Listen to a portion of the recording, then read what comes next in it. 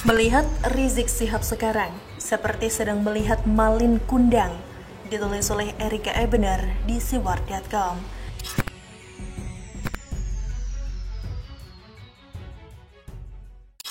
Hari ini, apa yang menimpa orang-orang yang dulu berdiri paling depan untuk memenjarakan mantan Gubernur Jakarta, Basuki Cahayapurnama atau Ahok, banyak yang menjadi pesakitan atau menghadapi kesulitan politik. Wajah, nama, dan perkataan mereka seperti dicatat oleh sejarah. Dan ketika pengadilan menjatuhkan vonis 2 tahun penjara, Ahok sempat mengatakan kalimat kutukannya. Percayalah sebagai penutup, kalau Anda menzalimi saya, yang Anda lawan adalah Tuhan yang Maha Kuasa, Maha Esa. Saya akan buktikan satu persatu dipermalukan. Terima kasih. Saya pribadi saat itu tidak berani mengaminkan kalimat Ahok itu. Saya langsung introspeksi diri. Apakah saya termasuk pada kelompok orang yang menzalimi Ahok? Rasanya tidak. Saya sepenuhnya mendukung dan membela Ahok dengan cara saya. Walaupun saya tidak suka membaca, tapi buku yang Ahok tulis dan dijual dengan harga 1 juta rupiah, saya beli. Bukan untuk Ahok, tapi untuk apapun yang Ahok rencanakan atas hasil penjualan buku itu. Dan kalau kita melihat apa yang terjadi sekarang pada FPI, PA212 dan elit-elit politik yang secara terbuka atau sembunyi-sembunyi ikut menzalimi Ahok, kita langsung berkomentar. Mereka sedang merasakan kutukan dari Ahok. Sampai-sampai ada seorang elit politik, saya lupa lagi namanya, yang meminta Ahok untuk menghentikan atau mencabut kutukannya itu. Masya Allah.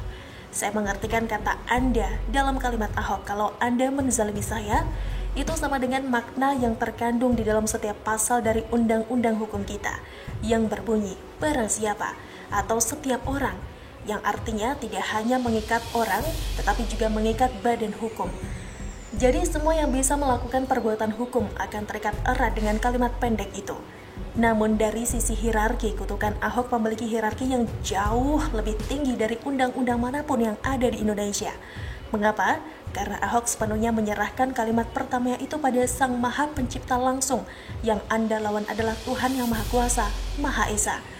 Kalau kejadian itu difilmkan, mungkin setelah Ahok selesai mengatakan kalimat itu, akan terdengar suara halilintar dan dibarengi petir yang menyambar, sebagai tanda bahwa ucapan Ahok diterima langsung oleh Tuhan yang Maha Kuasa. Allahu a'lam, tiada yang tahu apa yang menjadi urusan Tuhan. Namun apa yang dikatakan Ahok di kalimat terakhirnya bahwa saya akan buktikan satu persatu dipermalukan. Yang pasti orang-orang yang dulu berdiri paling depan dalam upaya memenjarakan Ahok, seperti Rizik Syihab dan Mumun, sedang dalam proses menghadapi kasus-kasus yang cukup memalukan. Termasuk ormas terlarang sebagai sebuah organisasi kemasyarakatan. Status sebagai ormas terlarang bukan status abal-abal. Sejarah benar-benar mencatat ormas terlarang sejajar dengan PKI, dan itu adalah status yang sangat amat dan amat sangat memalukan. Bagaimana dengan Anies Baswedan? Well, kalian boleh menjawabnya di kolom komentar dengan versi yang kalian punya. Yang pasti kutukan yang diucapkan Ahok di ruang pengadilan mengingatkan saya pada cerita Malin Kundang yang dikutuk oleh ibunya menjadi batu. Sebuah kutukan yang diucapkan dari lubuk hati yang paling dalam dari orang yang sedang tersakiti. Lalu apa perbedaan atau persamaan cerita Malin Kundang dan Rizik Syihab? Bersamanya, Malin Kundang menyakiti dan mengusir perempuan yang dari rahimnya dia dilahirkan. Rizik Syihab menyakiti dan memenjarakan orang yang sedang membangun dan memperbaiki kota di mana dia tinggal. Masih untung bunyi kutukan Ahok tidak seperti Ibu Malin Kundang. Percayalah sebagai penutup, kalau Anda menzalimi saya, yang Anda lawan adalah Tuhan yang Maha Kuasa, Maha Esa. Saya akan buktikan, Anda semua akan menjadi batu. Terima kasih. Minimal 7 juta manusia akan langsung berubah menjadi batu. Jadi kawan, berhati-hatilah dengan perkataan, terutama perkataan pada orang yang baik pada kalian. Bagaimana menurut Anda? Silahkan tulis komen Anda di kolom komentar. Jangan lupa untuk like, subscribe, dan share. Grace pamit, sampai jumpa.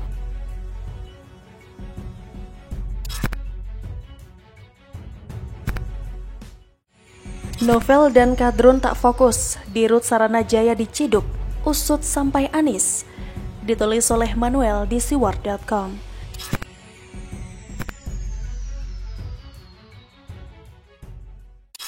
Halo, berjumpa dengan Suara Grace di channel Metropolitik.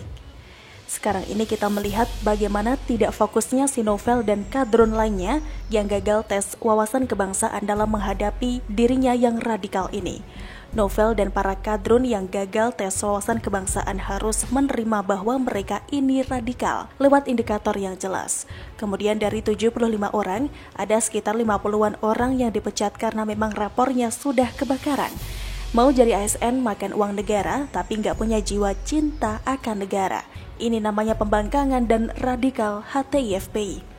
Mereka ini tidak fokus merasa hak asasi manusianya dilanggar. Padahal mereka lupa bahwa ada hak asasi manusia para tersangka sarang burung walet yang juga dilanggar lewat tembak kaki, setrum kemaluan dan dibiarkan mati pendarahan.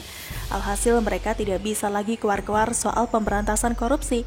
Kemudian keseribuan pegawai lainnya yang lulus pun mendapatkan lampu hijau untuk menjemput paksa Direktur Utama PD Saranajaya yang adalah anak buah Anies dalam korupsi lahan. Sekarang ini Dirut Saranajaya sudah dipamerkan di ruang konferensi pers KPK.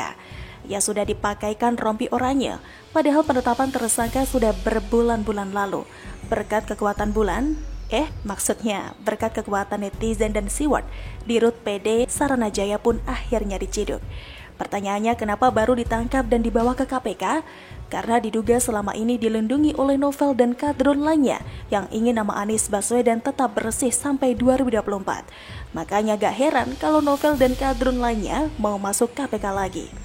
Bahaya kalau kasus-kasus di DKI Jakarta ditangani tanpa ada Novel, karena tanpa Novel penyelidikan akan lancar jaya bisa gaspol kasus di DKI sehingga menjerat Anies Baswedan. Novel sekarang lagi nggak aktif, maka dia nggak bisa atur apapun. Dia hanya bisa keluar-keluar, sedangkan KPK nasionalis gaspol Anies. Sudah waktunya para radikalis dan Taliban ini dibuat sesak. Firly ini pintar, dia ini pakai cara yang legal untuk mendepak Novel yang diduga kuat melindungi kasus Anies Baswedan di KPK. Wadah pegawai KPK pun kelihatannya akrab-akrab saja dengan TGUPP. TGUPP ini parah banget, orang-orang di dekat Anies parah. Kenapa? Karena diduga Anies memberikan perintah atau permisif kepada orang-orang lingkaran di dalamnya. Saat ini kita melihat bagaimana Dirut PD Saranajaya dalam waktu seminggu setelah Novel terbuang diciduk. Artinya bisa dong kita menyimpulkan secara kasar bahwa selama ada Novel, kasus di DKI Jakarta dikaburkan, dibuang berkasnya bahkan dihilangkan bukti-buktinya. Korupsi sudah mendarah daging di DKI Jakarta. Kalau eksekutornya, yakni ex-Dirut Saranajaya, sebagai tersangka lahan muncul pasti dalangnya harus dicari. Anies adalah yang menandatangani pembelian lahan. Ini udah gak bisa didebatkan lagi. Jelas-jelas ada tanda tangan Anies. Mungkin dalam hal ini kita bisa melihat bagaimana korupsi di DKI bisa menjadi salah satu indikator apakah KPK ini layak dipertahankan atau kita buang saja. Saya mendukung banget KPK memberantas koruptor, khususnya di DKI Jakarta. Jadi para pegiat dan pengamat gak usah ngebacot soal pembuangan 75 kadrun itu untuk memenangkan 2024 lewat APBN. Ada yang ngomong sih pakai APBN untuk dikorupsi demi 2024. Gak usah kejauhan, Cak. Lihat aja ke APBD di DKI Jakarta. Sudah jelas APBD DKI Jakarta banyak janggalnya. DPRD pun dibungkam oleh gubernur, tidak berani keluar-keluar. Penanganan pandemi juga paling mahal, tapi malah dapat nilai E. Si Pandu Riono sampai sekarang belum kedengaran bela Anies. Kita tahu penanganan pandemi di DKI sangat buruk, Pandu malah puja-puji Anies. Sungguh nggak jelas. Sudah waktunya negara ini bebas dari korupsi. KPK bisa tuh mulai dari Anies. Nggak usah jauh-jauh dan receh-receh. Belajarlah dari Kejaksaan Agung, kasusnya kakap, kalau Novel kasus teri, terus dramanya berseri-seri pula. Bikin saya muak, bikin enak dan tidak mau makan. Setiap kali saya lihat mentalitas Novel, saya kok mual ya. Apalagi dalam polemik pemecatan kadal gurun di KPK yang gagal tes wawasan kebangsaan.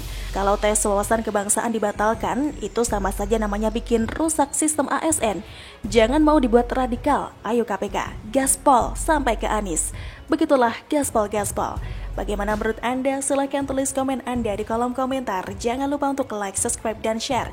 Grace pamit, sampai jumpa.